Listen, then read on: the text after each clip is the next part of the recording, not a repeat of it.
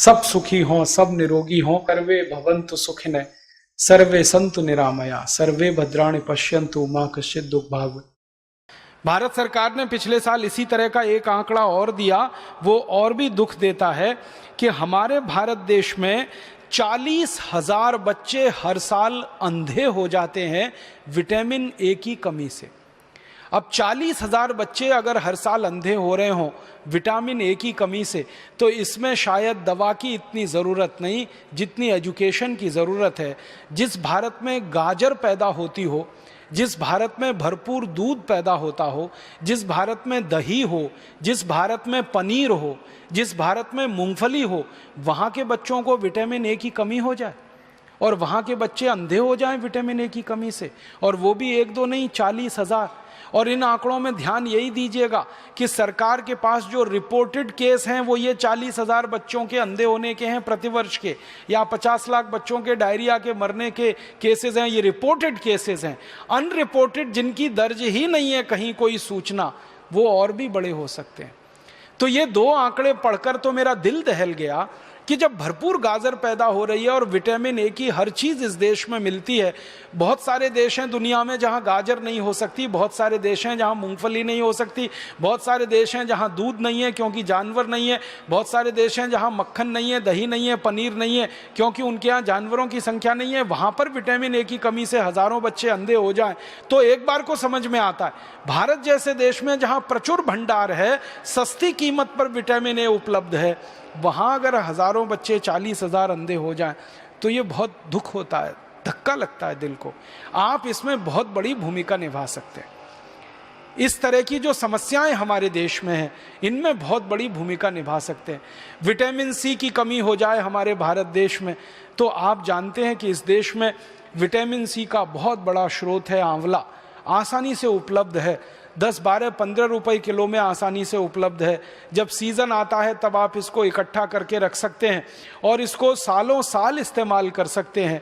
अपने पतंजलि योगपीठ की तरफ से तो आंवले के कई उत्पादन हैं, लेकिन लोग चाहें तो इसको अपने घर में ही तैयार करके हमेशा के लिए रख सकते हैं। इतना बड़ा स्रोत है विटामिन सी का।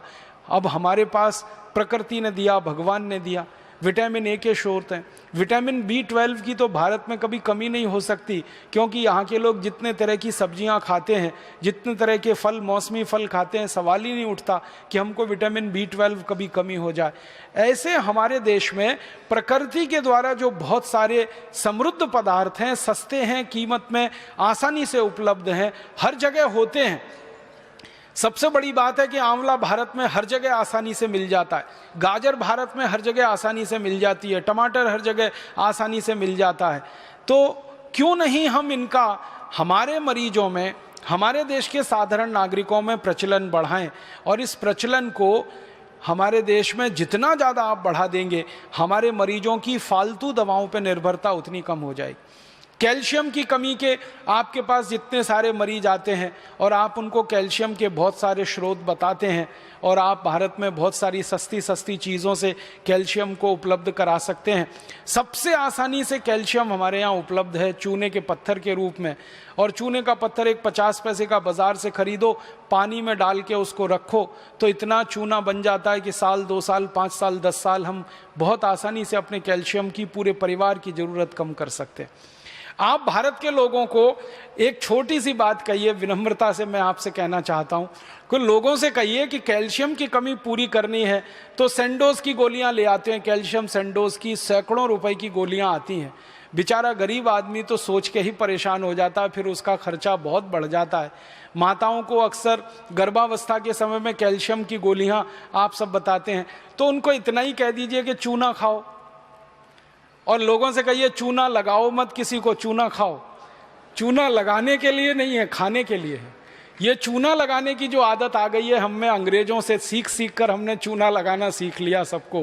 पहले कोई इस देश में किसी को चूना नहीं लगाता था, अंग्रेजों के आने के बाद हमने चूना लगाना सीख लिया। तो लोगों से कहिए चूना लगाओ मत, चूना खाओ। ये चूना खाने के लिए है। हाँ, बस इतना ही विनम्रता से कहिएगा कि तंबाकू के साथ मत खाओ। उसको खाना है तो दही में डाल के खाओ, उसको खाना है तो दाल में डाल के खाओ, उसको पीना है तो पानी में डाल के पियो। मामूली सी मात्रा जीरे के दाने के बराबर, गेहूं के दाने के बराबर दही में, नहीं तो दाल में, नहीं तो सब्जी में, नहीं तो पानी में आसानी से खाया जा सकता है और बहुत बड़ा कैल्शियम का स्रोत है। भगवान ने इतना बड़ा कैल्शियम का स्रोत इस देश को दिया है, शायद ही किसी देश में होगा। वो चूने का पत्थर ही है जिससे हम सीमेंट बना रहे हैं, वो चूने का पत्थर ही है जो 20 तरह के उद्योग में जा रहा है।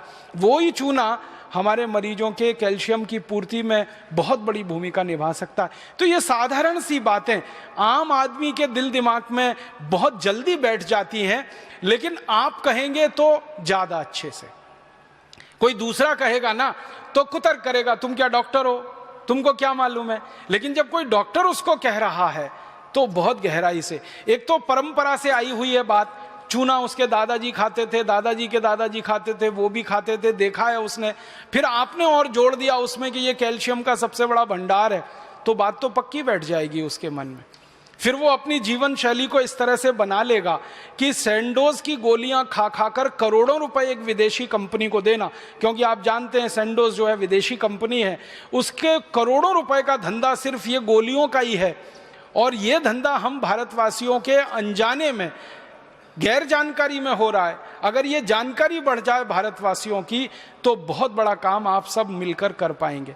तो मेरा एक ही विनम्र आपसे कहने का प्रयास है, वो ये कि आप थोड़ा एजुकेशन, किसी भी पेशेंट को थोड़ी एजुकेशन दीजिए, थोड़ी शिक्षा दीजिए, सामान्य ज्ञान उसको बताते जाइए ताकि वो गंभीर बीमारियों से बचता रहे, अपने परिवार को भी बचाता रहे।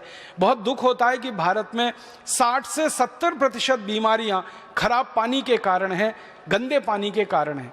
अब मरीजों को और हमारे देश के सभी साधारण नागरिकों को ये बताया जा सकता है कि भाई पानी को ठीक करके पियो, उबाल करके पियो, छान करके पियो, इसकी गंदगी से आप इतनी बीमारियों से परेशान हो। डायरिया तो आप जानते हैं कि खराब पानी से ही होता है, हैजा तो आप जानते हैं खराब पानी का ही दुष्परिणाम है। आप तो जानते हैं लीवर की कई सारी बीमारियां बहुत सारे गंदे पानी के कारण, खराब पानी के कारण है। तो ये साधारण सी बातें हमारे मरीजों को ध्यान में आप लाते रहें और उनको थोड़ा एजुकेट करते रहें, शिक्षित करते रहें, तो बहुत बड़ा काम आप सब कर सकते हैं।